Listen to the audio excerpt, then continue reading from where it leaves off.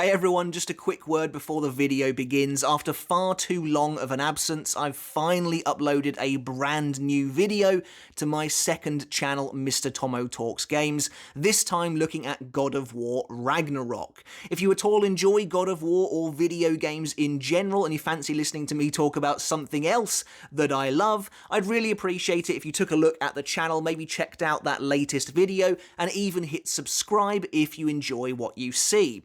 I'm going to leave the links to the channel and the latest video down in the description and potentially the pinned comment as well. So if you fancy taking a look, I really would appreciate it as I try and get that new channel up and running and off the ground. But either way, I really appreciate the support from each and every one of you. And now, without further delay, enjoy the video. Coyote Starrk has always felt unique among the Espada. He's never shown that same drive, that need to consume and grow stronger, an ambition that often feeds into a maniacal and sadistic streak shared by many of his comrades. Despite becoming Arrancar, despite casting off their animalistic bodies to become more humanoid in appearance, many of the Espada and their minions still carry that trademark madness, that dog-eat-dog mentality that has left Hueco Mundo an unmanageable wasteland since pretty much the dawn of time. Starrk as a character was never like that, and he has always stood out from the crowd as a result, and this is somewhat ironic considering he seemingly does everything in his power to remain as inconspicuous as possible. He's not interested in conflict or war or anything of the sort. For a villain, or perhaps more accurately for an antagonist, Starrk is surprisingly placid. And that's really intriguing to me. Hueco Mundo and Las Noches in particular is depicted as a melting pot of schemers and power-hungry despots. From Barragan,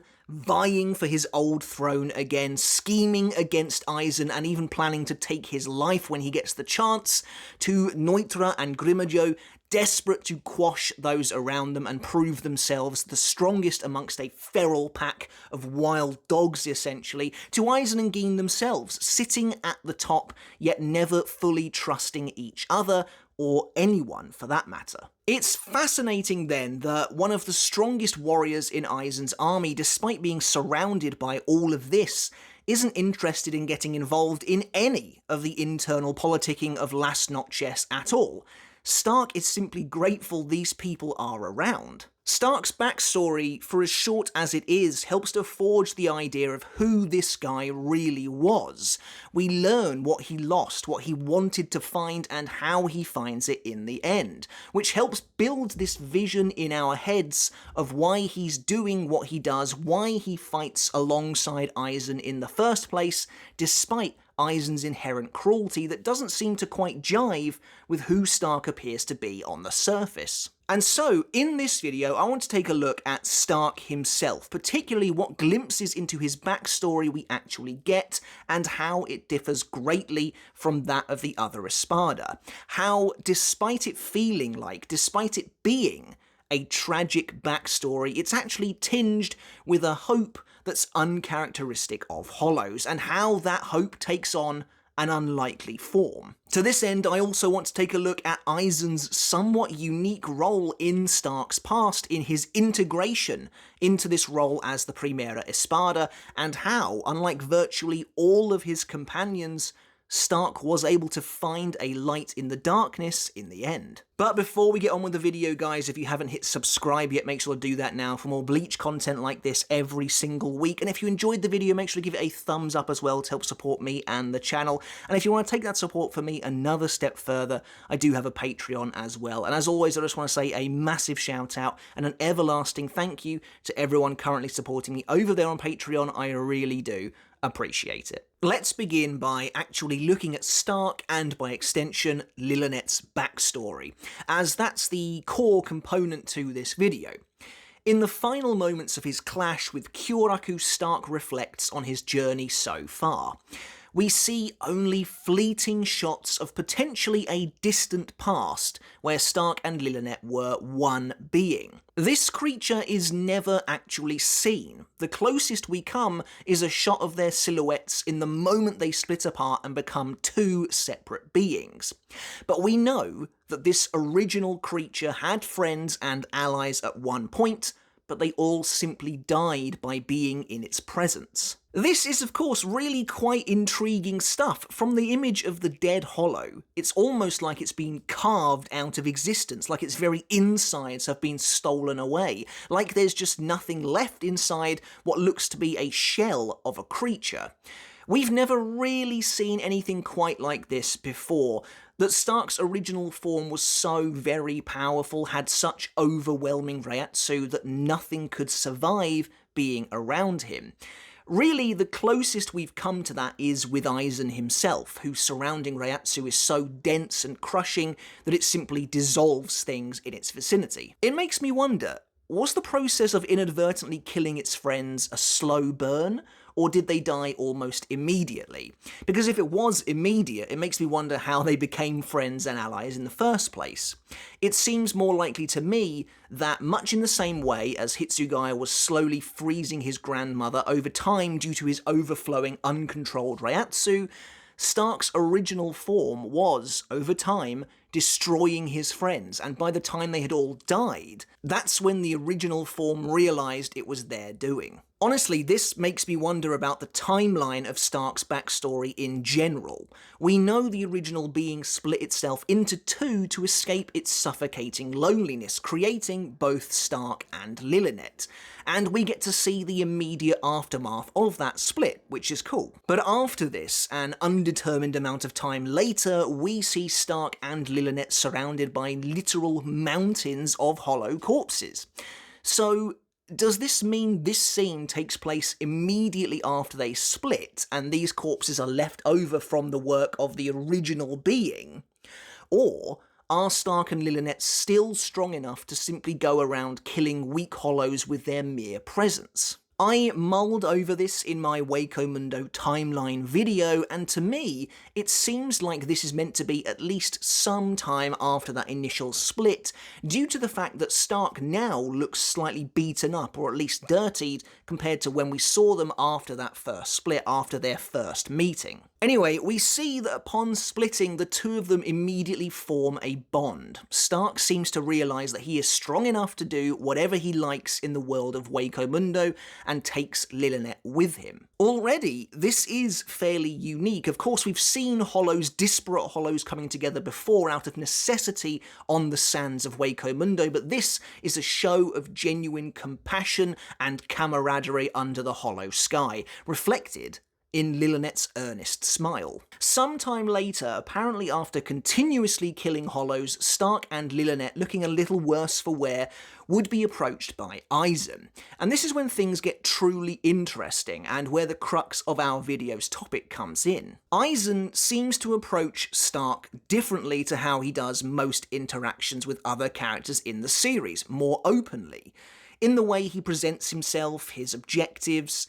While he does seem to conceal a fair bit of information from Stark, he feels no need to use any apparent trickery on him. When he speaks to Stark, he does so much more on the level, as opposed to how he completely upends and exploits Baragon using his arrogance against him. I like the fact that Kubo depicted Aizen as coming before Stark himself, as if seeking him out on the desert sands. And again, the main antagonist like this going out doing his own dirty work. While I do appreciate that Aizen does that, this itself does appear to be quite a unique scenario. Aizen's out here in Waco Mundo alone, conducting his search, apparently deciding that this is something he felt the need he had to do himself. This flashback is very interesting in that way. This feels like a very different Aizen. Not vulnerable per se, but less Machiavellian. This is an Aizen who, for perhaps the only time ever on screen, speaks without guile, without lies.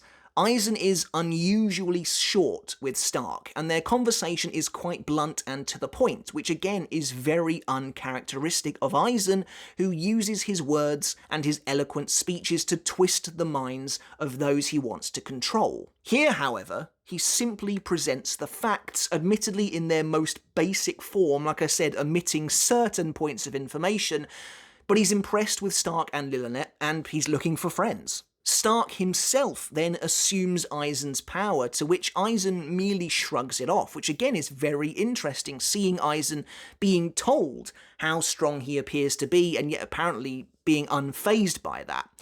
Aizen then says he's looking for allies, and Stark decides to join him of his own accord. There's no force here, there's no real coercion either. Aizen simply presents Stark with something he thinks he might be after, and Stark decides to make that choice for himself. I have always wondered if Aizen saw something of himself in Stark, and that's an avenue I kind of wish had been explored a little.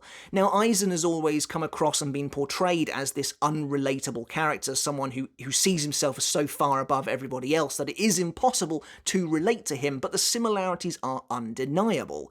Two loners, essentially, isolated by their own incredible power.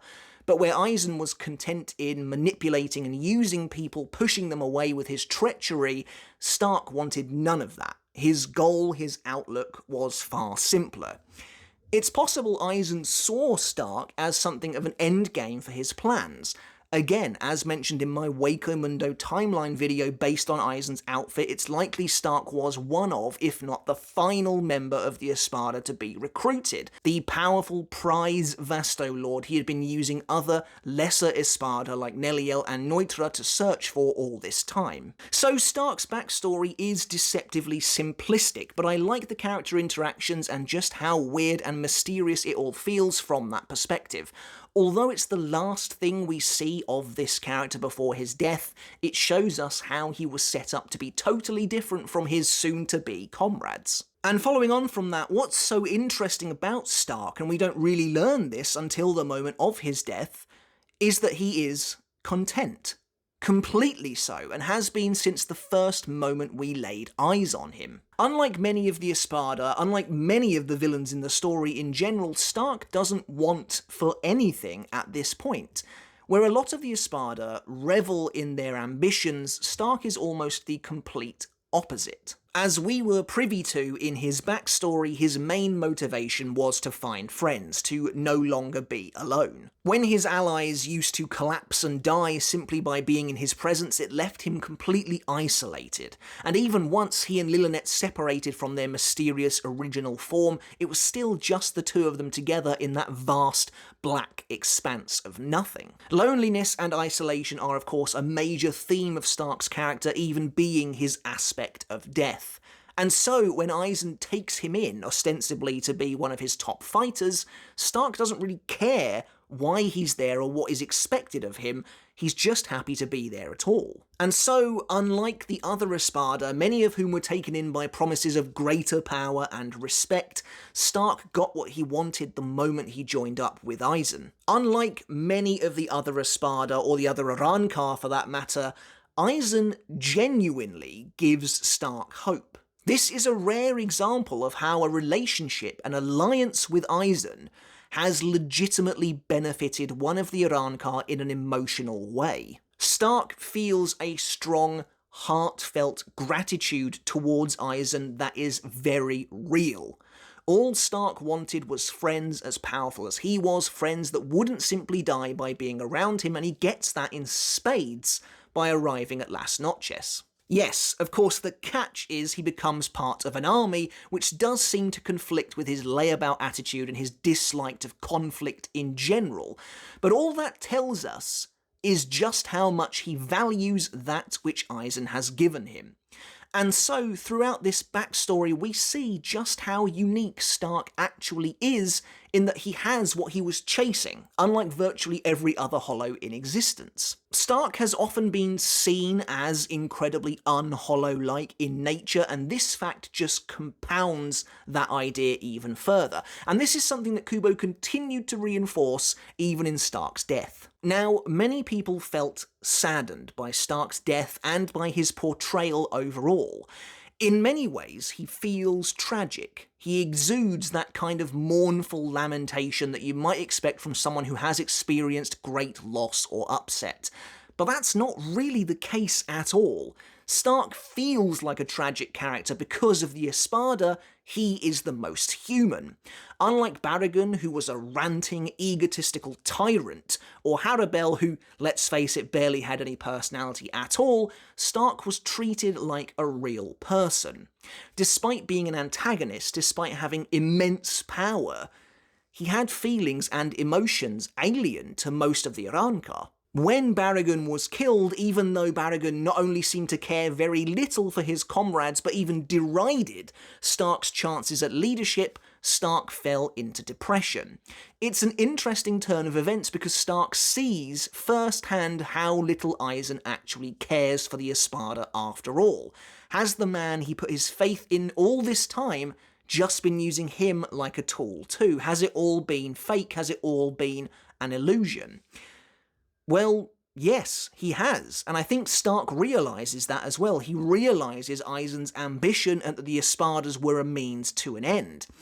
But still, he views Aizen as the benefactor who gave him everything. Even if Aizen is just using him to further his own ambitions at the end of the day, Starrk doesn't care because the allies he gained were all very real, and that at the end of the day is what Aizen promised him. It's only after a pep talk from Lilynette where she reminds Starrk that even though Aizen might appear to be aloof and uncaring, he gave Starrk the title of Primera because he believes in him and his abilities, that Starrk returns to the fight, fully reinvigorated. But when Starrk is eventually dealt that final fatal blow by Kyoraku, we see from his eyes that although he feels he's letting Aizen down, he's still content. In his final moments, he realises he isn't alone and cherishes the comrades he's had. We get a great shot of all of the Espada that have come before, each of them with their own agenda and their own beliefs, but to Starrk, they were family. So while Starrk's backstory and his eventual death carry that air of tragedy that's synonymous with Hollows in Bleach as this race doomed to suffering, it also carries with it that sensation of hope and warmth, and surprisingly it was provided genuinely by Aizen himself. Oh, and many people have wondered why Yami doesn't appear in that panel of the Espada, but I think the answer is fairly simple. They're walking in order of rank, and Yami was relatively recently revealed to be the 0 Espada, so either Aizen hadn't found Yami yet at this point in the story where the Espada gathered like this, or Yami is actually behind Starrk in this shot as he technically outranks him.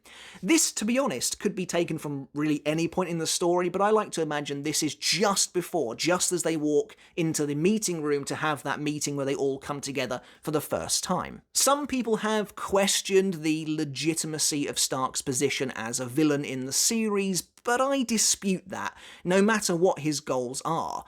Starrk is technically evil by association. He might not seem the villainous type, but at the same time he's openly assisting Aizen in destroying Karakura Town.